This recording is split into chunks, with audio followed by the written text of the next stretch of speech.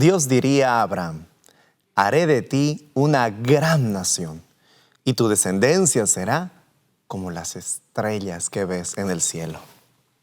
Dios le había dado la promesa a Abraham. Pero para Abraham, esa promesa despertaba en él muchas dudas, pues era un hombre anciano ya de días, y su esposa, anciana y estéril. No era muy alentador el panorama para confiar en esa promesa.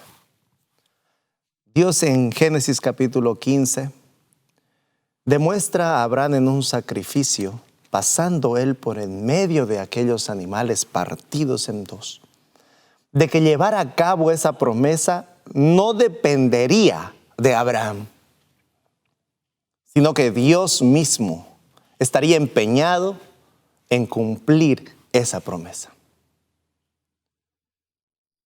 Te invito a poder cerrar los ojos y orar antes de entrar al estudio de este día.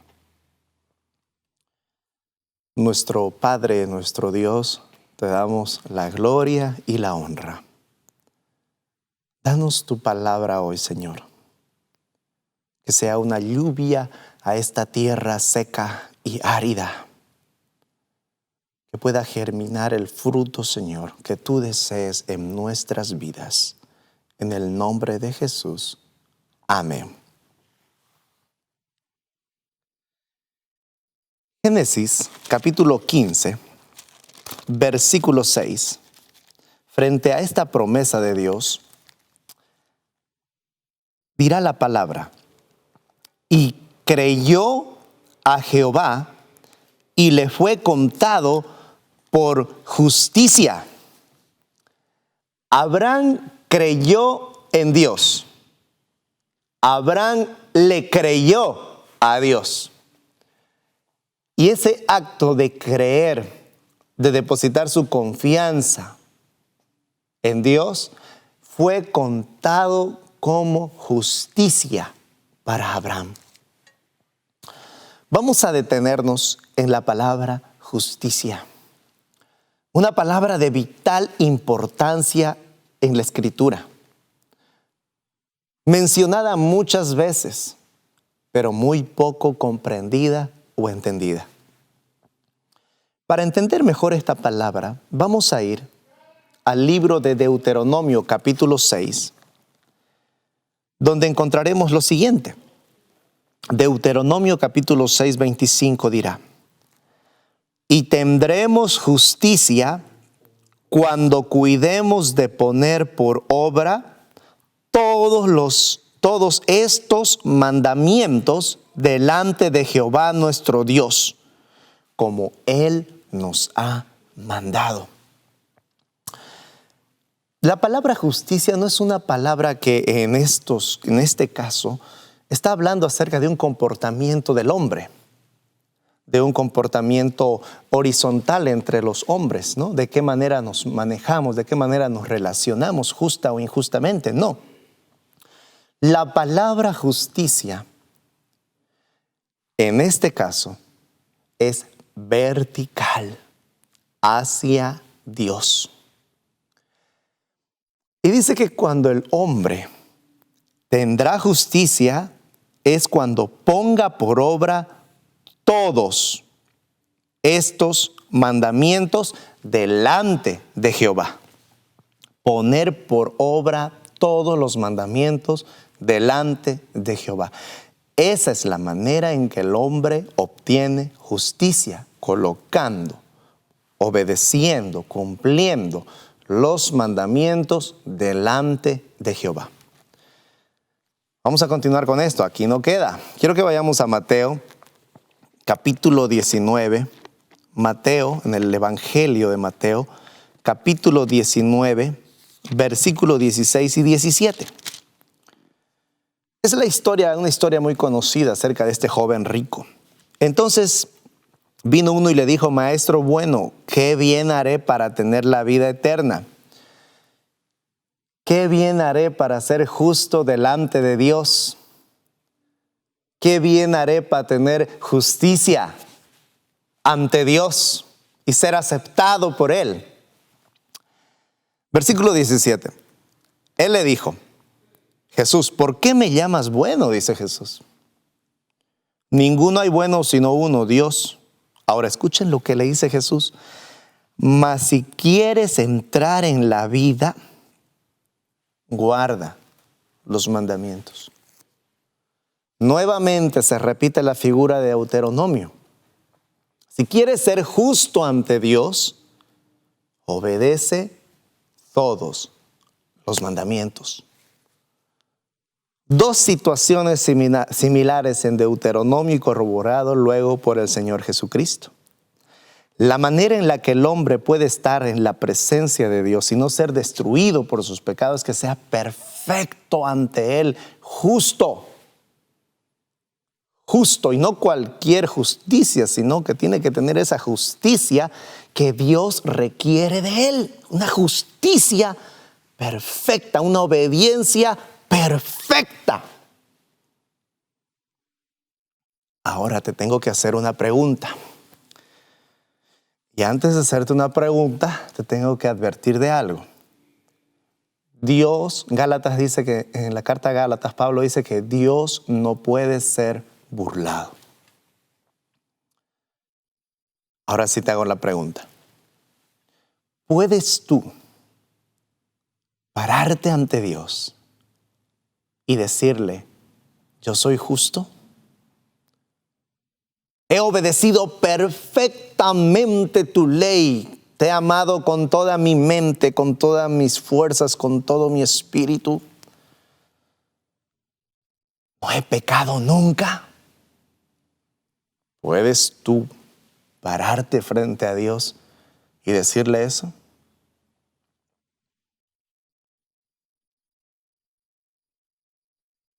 Creo que no.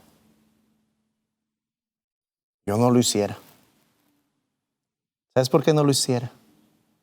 Porque conozco este libro muy poco, pero es suficiente para darme cuenta que yo soy un pecador.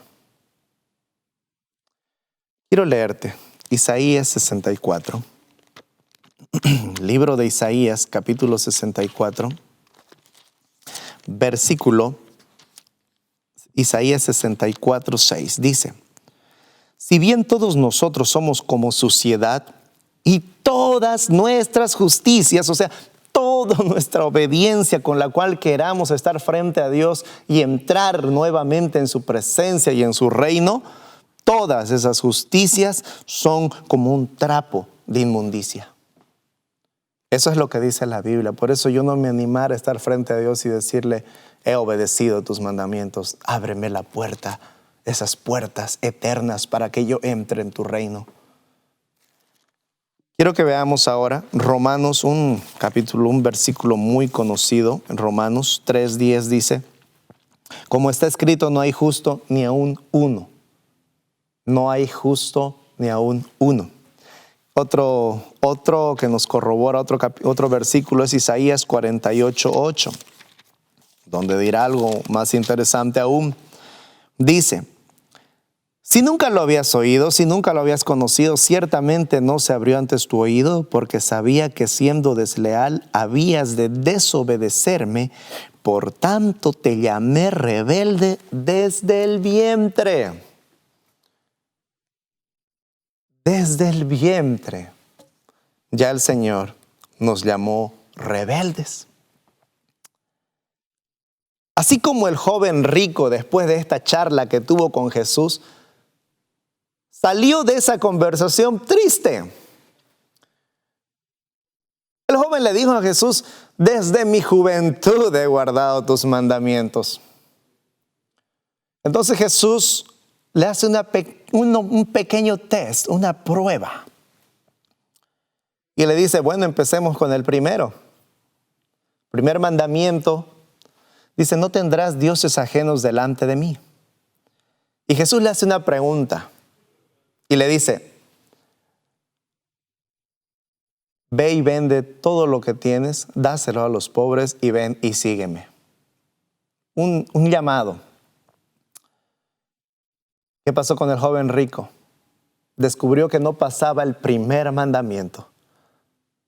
pues ya se había hecho un ídolo de sus riquezas y se fue triste.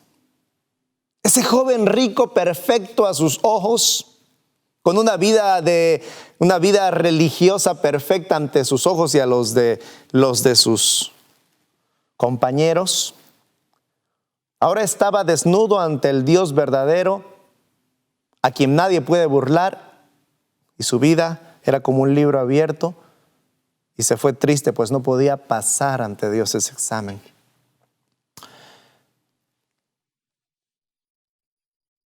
Si llamamos al hombre más sabio en la tierra y le decimos, ¿puedes pasar este examen? Veremos a un Salomón pecando ante Dios, disfrutando de los deleites de esta vida, tanto que dijo, no le he dicho no a nada en este mundo. Llamemos a un Noé. No, Noé está embriagado con el viñedo que sembró y el vino que hizo. No puede. Llamemos al más fuerte, a Sansón. No pasa la prueba. Sansón cambió todo el don que Dios le dio por el amor de una mujer. Llamemos al más valiente, David. David está asesinando a su soldado más fiel para acostarse con su esposa. Y así podemos llamar a todos estos grandes hombres. Llamemos a Daniel. Creo que Daniel no hay algo que diga que es un pecador. Daniel mismo dice, hemos pecado. Podemos rebuscar en la Biblia y no encontraremos a uno solo que pueda decirle que tenga la osadía de este joven, que he guardado todos tus mandamientos.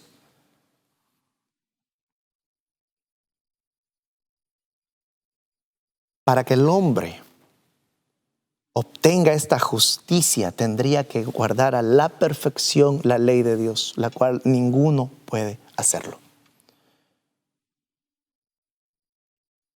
Dios requiere una justicia perfecta, pues Él tiene el derecho de requerir eso del hombre, porque creó al hombre con esa naturaleza de obedecer a Dios a la perfección, de hacer su voluntad. Por eso Dios puede requerir del hombre esta justicia. Pero como sabemos, el hombre cayó. Y como dice Isaías, desde el vientre ahora Dios nos llama rebeldes. Quiero que vayamos al libro de Job. Job, capítulo 25, versículo 4, hará una pregunta que trasciende los tiempos. 25:4 dice, ¿cómo pues se justificará el hombre para con Dios? ¿Cómo entonces el hombre será justo? ¿Cómo el hombre obtendrá esa justicia para estar ante Dios?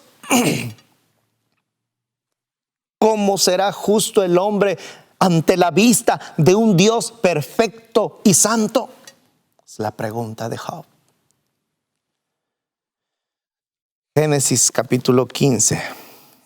Volvemos a Génesis y volvemos a la experiencia de Abraham. Versículo 6. Y creyó a Jehová y le fue contado por justicia.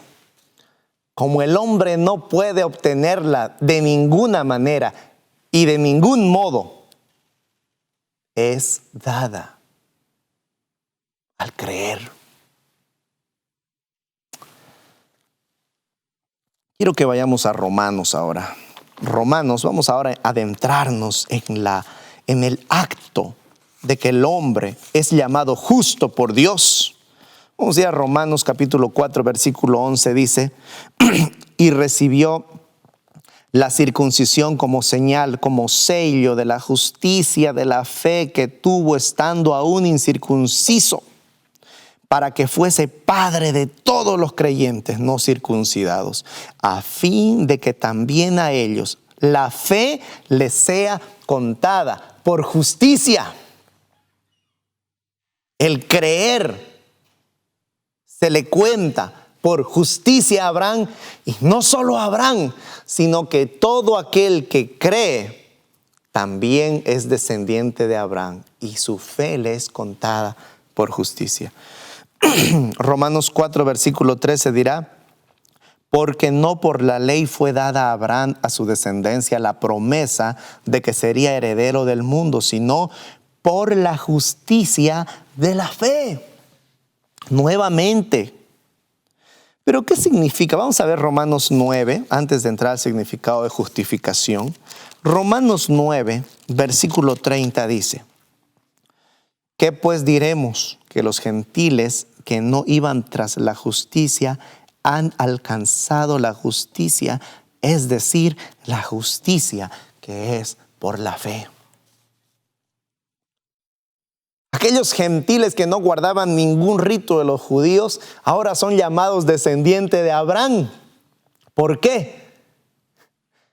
Son herederos de Abraham por creer como él creyó. Y alcanzaron la justicia, alcanzaron ser llamados justos ante Dios por la fe, creyendo en aquel mismo Dios que le prometió a Abraham, creyendo en esa imposibilidad. ¿Cómo yo, igual que Abraham, podemos preguntarnos: ¿cómo yo soy tan pecador? ¿Cómo podré ser justo ante Dios? Abraham se hacía la misma pregunta: ¿cómo, siendo viejo, mi esposa es estéril, cómo vamos a tener un hijo? Pero no estaría en los lomos, no estaría en la espalda de Abraham el cumplir eso, ni tampoco estaría en mi fortaleza el llegar a ser justo ante Dios. Sería una promesa de Dios, dada por Dios por gracia, no por obras, para que nadie se gloríe. Gracia absoluta otorgada al ser humano, sin ninguna posibilidad de que se salve a él mismo.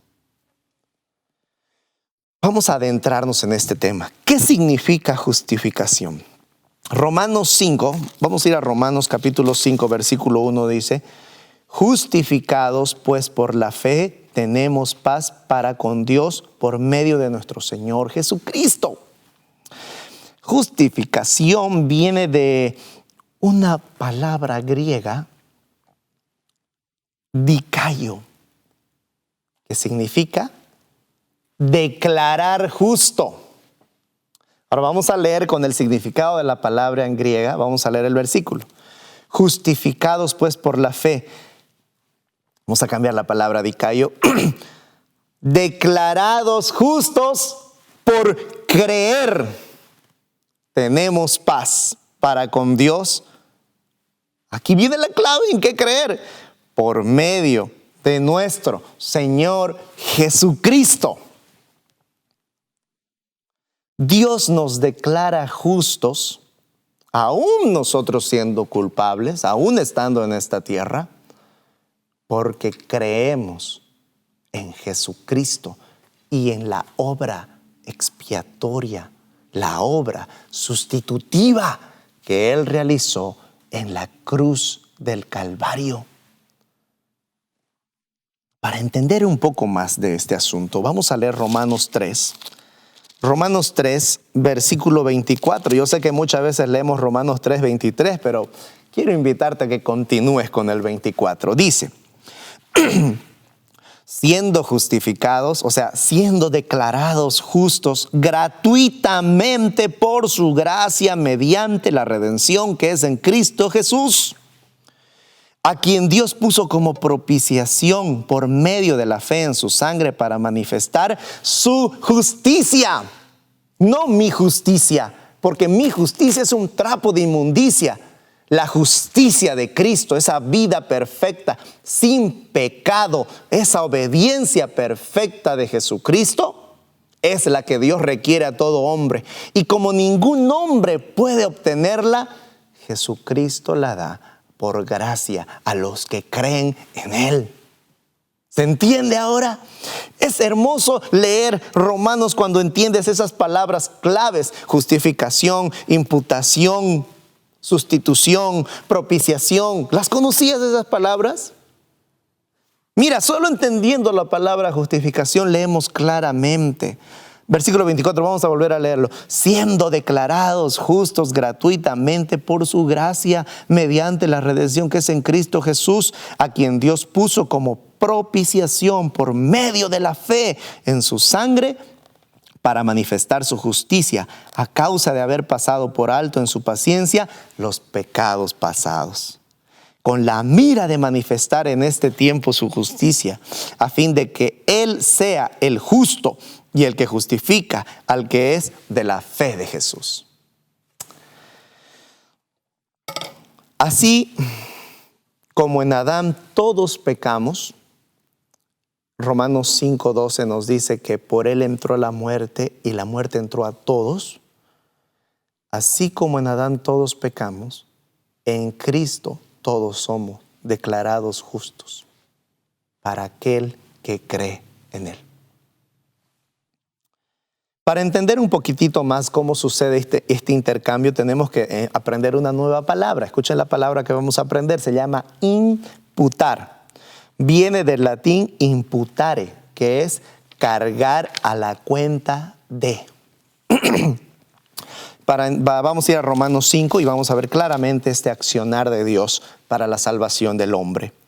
Romanos 5:12 dice, por tanto, como el pecado entró en el mundo por un hombre, ¿quién es ese hombre? Adán.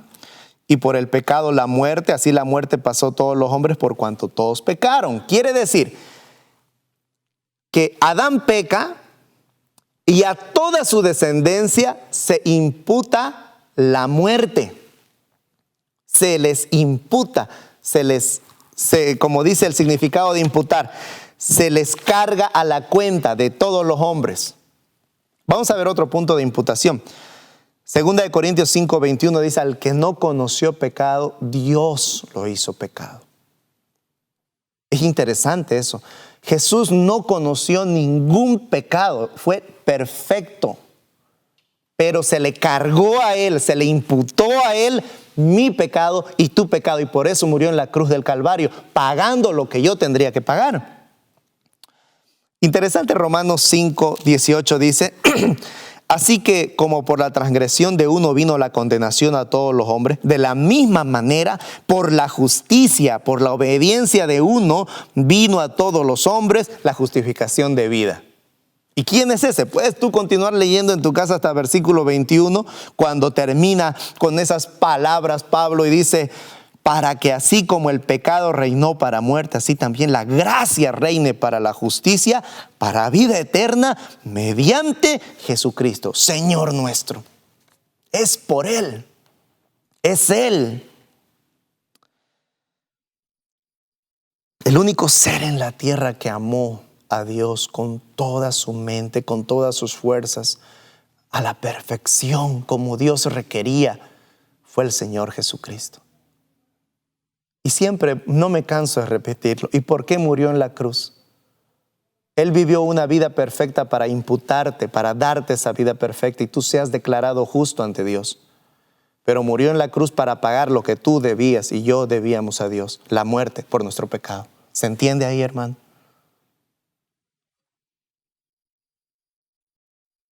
Jesucristo viviría una vida perfecta para imputarla a aquel que cree en Él.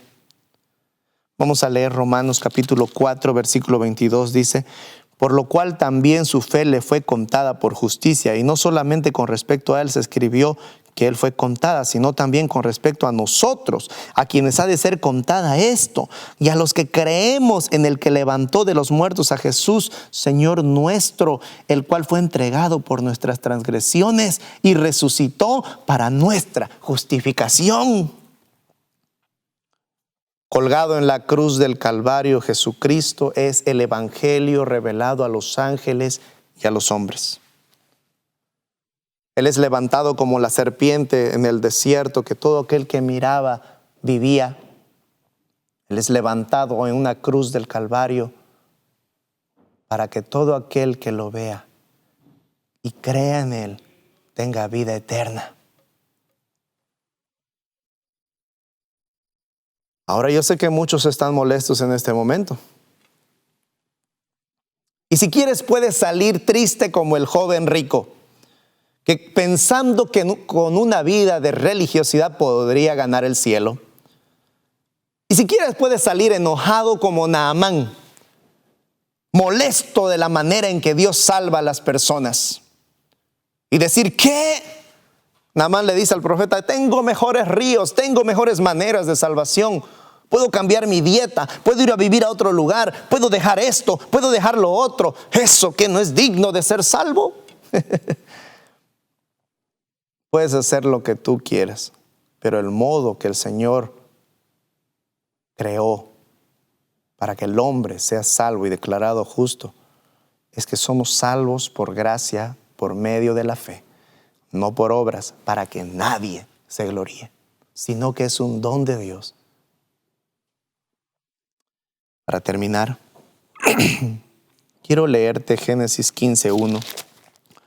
Cuando habla en cuanto a Abraham, Dios le dice, después de estas cosas vino la palabra de Jehová a Abraham en visión diciendo, no temas, Abraham, yo soy tu escudo y tu galardón será en sobremanera grande.